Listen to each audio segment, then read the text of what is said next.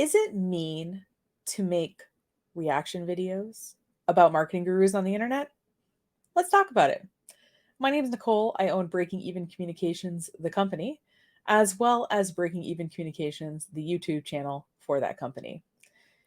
Now, as a small online marketing company, we have the kinds of content that you would expect us to have, having this channel almost 14 years now. We have tutorials, we have interviews with business people who are doing cool things online that we want to platform. We have discussions with industry experts about emerging technologies that we want to learn about.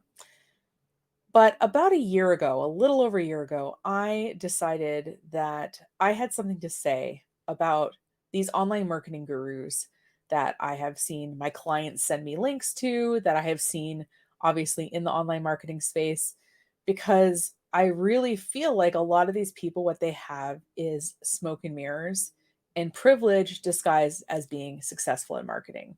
I have looked around at these people and see that they're selling these expensive courses or masterminds or acting like if you do one simple thing, you can be as successful as them. And I'm just becoming increasingly pissed off about it. So rather than seethe every time one of my clients or friends sends me a link to a marketing guru, I have decided to create some content around it to back up my statements, so to speak. So I started recording a weekly reaction video. Now, to be clear, this channel currently isn't monetized as I'm recording this now.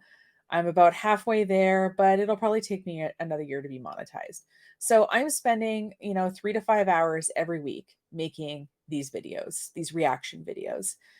And it's caused me to wonder if what I'm doing is at all worth it. Now, add to this that one of the people I've reacted to has recently passed away in the last 2 weeks. Very suddenly, way too young. And when something like that happens, it causes you to pause and take stock in kind of what you're doing. And I want to be clear that I empathize and sympathize with what the family and friends of this individual are going through, despite me not necessarily agreeing with how this person monetized themselves on the internet. I understand that he had a family and friends that care about him, and overall, the loss of any life is sad. And I send a lot of sympathies and good thoughts and energy to everybody that was connected to him. I don't wish ill on any of the people that I make videos about. I don't want them to die. I don't want them to get ill. I don't want bad things to happen to them. What I want them to do is to stop doing harm. So when I started creating these reaction videos, I have set some ground rules for myself about what kinds of people I'll react to and the kind of content they'll contain. So these are my lines. First of all, the person has to have a large audience. I always wanted to feel like this is punching up. And the reality is that these people have millions of followers, most of them, or at least in the hundreds of thousands. And I don't even have enough followers to monetize a YouTube channel. I'm nobody to these people. What I do is not at all really making a big dent in their wealth, in their personal satisfaction, and in their day to day life. So I always try to pick people that it feels like this is a fair fight. Now, a group of people I react to that you might not think fit this criteria is the MLM trainers. And I actually disagree with this, and I consider them online marketing gurus for a couple of reasons. Number one is when they do their live trainings that are recorded and then uploaded to YouTube or Facebook or wherever I'm watching them, is that you can tell that there's hundreds of people that are on that call and that the information is being disseminated into their downlines and their downlines, etc. So the impact of one training could hit thousands of MLM people and all of the people that they reach out to as parts of their business. So I would agree that their impact is similar if distributed. The second reason why I feel like it's fair to comment on MLM trainers is that these people are platforming themselves as marketing experts. They're doing marketing trainings and they are doing so publicly as experts. And so I feel like I can comment on their knowledge and their tactics as much as I can on the traditional gurus. All right, back to the video. I've never had one of them comment on my videos, and I'm pretty sure that none of them have ever seen one of my videos except Bethany Beal. I'm pretty sure she watches my videos, just of the ones about her, I think. That's just speculation, but based on when I make a video and give feedback and then her content changes based on that feedback, it's a little bit suspicious to me. But my goal is to always be punching up in a very real way. So you'll notice that I only make videos about big creators for the reason that I think that using them as an example is more fair than using a much smaller creator to show a similar example. The second line I draw is I don't talk about these people really personally that much. Things about their appearance or, where they live or anything like that, unless it is a part of their marketing. Now, I've made exactly 3 appearance comments that I can remember in the last 57 videos I've recorded. One of which I regret, which is the one that I made where I speculated about Jeff Lerner having plastic surgery. And that wasn't a really fair comment. The other 2 appearance comments is I made one about Ray Higdon's very bright shirt he was wearing in a video. It was very bright. And Bethany Beal wearing lipstick, which most Christian fundamentalists don't do. I stand by those 2 appearance comments because I feel like that is part of their look and part of their choices. Now, if those people decide they're going to bring their partner, their kids, or like other lifestyle stuff into their marketing, I feel like I have the right to comment on it. But otherwise, I really try to keep it to the marketing because I think A, there's enough to talk about there, and B, I don't want to make comments about things people aren't actively choosing in general. I appreciate that on this channel that has created a community of people who doesn't really comment, for example, on my appearance, which I really appreciate. It's about the ideas and it's about the delivery of those ideas. And sometimes that might mean choices in their wardrobe. It might mean deciding to show us what kind of car they have. But in general, I keep it to the marketing and I only talk about those lifestyle things if they have brought it into their marketing messaging.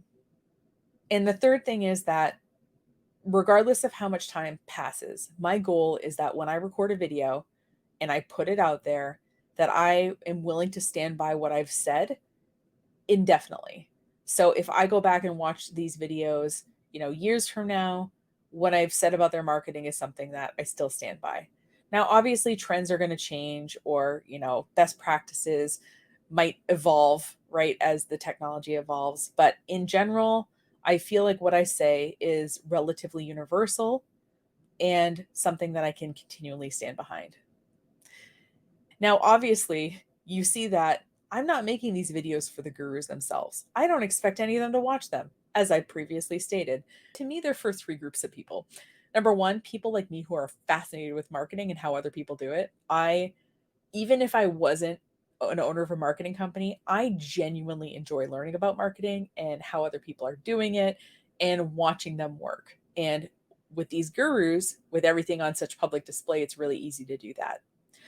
The second audience to me is people who are like my business clients or small business owners that I know who want to get better at marketing, and they're looking to these people as marketing experts.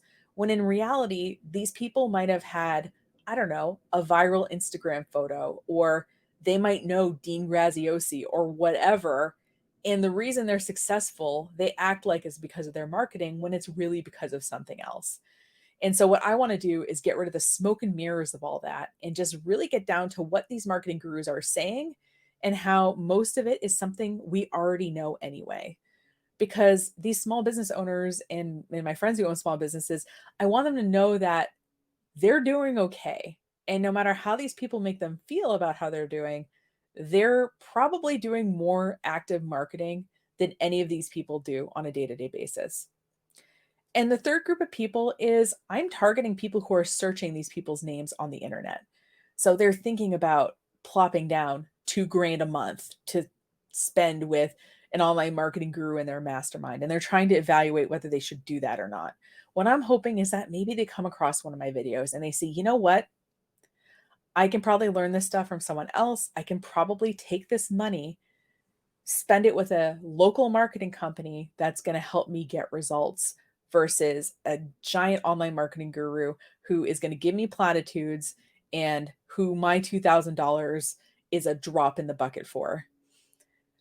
So the conclusion I've come to is that me making these videos is not mean because of the reasons I've stated, which is that I keep things fair and on topic to marketing. I don't disparage these people personally, and that these people have enough money, and that you, as a regular person watching this video, can take your money and improve your marketing in much better ways than lining their pockets further. They act like they want to have a dialogue, but the reality is that if you have ideas that are different from them, they definitely don't want to hear about them. And if you try to leave a comment on a channel like that, they're probably going to delete it. So the only way to make this conversation two-way is to have these reaction videos. And I hope that if you watch my videos and you notice that I am not being fair or that I am being mean for the sake of being mean, that you point it out to me so that I can stop doing it, because I don't want to be creating content like that. So the only way to make this conversation two-way is to have videos like this and spaces like this where we can talk about these people, talk about the concepts that they talk about, and find ways that you as a small business owner can be more successful at marketing without giving these people any more money, because they don't need any more money than they have.